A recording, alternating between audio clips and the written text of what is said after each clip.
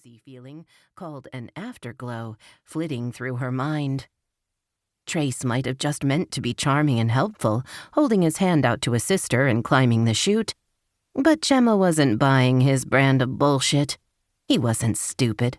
And the twinkle in his eye said he knew exactly how his touch affected a woman. Besides, his gaggle of rodeo groupies were proof positive of that. In San Antonio, Austin, Redding, and Reno, Gemma had seen them circling him like chocolate addicts set loose with free rein in a candy store.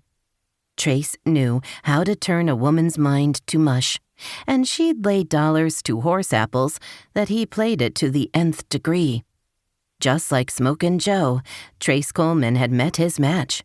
Gemma intended to win that big shiny belt buckle in Las Vegas come December and leave Trace Coleman, along with his scanty-dressed groupies, in a cloud of dust. She had a big construction paper lucky horseshoe tacked to the door of her travel trailer, and every time she won, she rewarded herself by pasting a small shamrock on it. After the final ride, it would be matted and framed and hung in her beauty shop, and all the cowboys who'd given her a hard time could crawl up under the nearest mesquite bush and lick their wounds. Any other time and any other place, she might have flirted with Trace. Cowboys were definitely her thing, and he sent out vibes that dug deep into her gut. But this was the rodeo circuit. For the next 6 months, Gemma O'Donnell had her job cut out for her, and there was no room for Trace or any other cowboy. Damn his sorry old hide anyway. He was the top-seeded contestant in the tour, and $10,000 ahead of her. Staying on Smokin' Joe's back a full 8 seconds could knock Trace off that pedestal in a tailspin.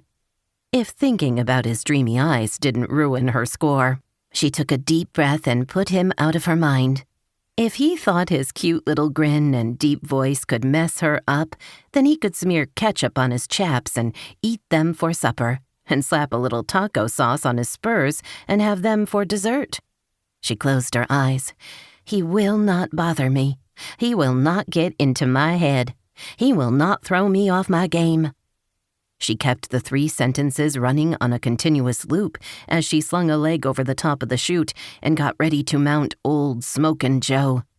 She couldn't very well ride with her eyes shut, so she opened them, only to see Trace standing beside the bucking chute with a cocky little grin on his face. Light brown chaps parenthesized a package locked behind his zipper that looked so inviting that Gemma almost drooled. She envisioned peeling his tight jeans from his body, leaving him wearing nothing but boots, that cute grin, and a Stetson that sat just right. "God almighty," she whispered. Someone called his name and he turned and walked away. But the backside was just as hot as the front, with his chaps framing the cutest butt she'd ever seen. Lord, if she could stay on the horse 8 seconds, it would be a miracle. If she got a score high enough to beat him, it would be pure magic. She blinked and imagined Trace tossing his hat toward a pitchfork in a hayloft and coming toward her with those deep brown eyes, speaking volumes about how hot things could and would get. "Stop it this minute. You've got to stay on this horse. 8 seconds. Sweet Jesus, you haven't ever let a man upset you with just a touch before. What in the hell is the matter with you? Get it together, Gemma O'Donnell." The familiar whoosh filled her ears. When she had first started riding, her brothers had told her to focus on the ride and block everything else out. She had always imagined holding a conch shell up to her ear.